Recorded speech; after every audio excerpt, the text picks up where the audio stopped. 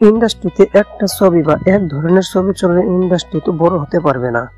দর্শক ঢালিউড বনাম টালিউডের লড়াই এবার যেন অন্য মাত্রায় পৌঁছেছে। শাকিব খানের চাঁদ মামা গানটা মুক্তির পর থেকেই তুমুল ভাইরাল।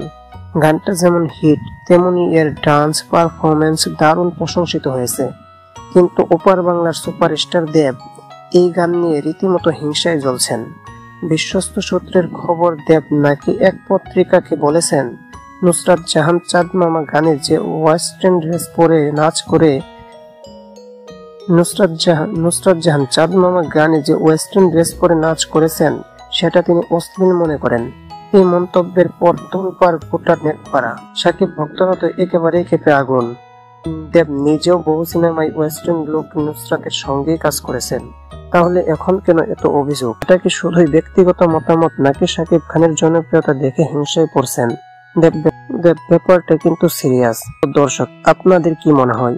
দেব কি সত্যি নুসরাতের পোশাক নিয়ে আপত্তি তুলেছেন, নাকি এটা শাকিবের সাফল্য মেনে নিতে পারছে না? বহিঃপ্রকাশ অবশ্যই কমেন্টে জানাবেন।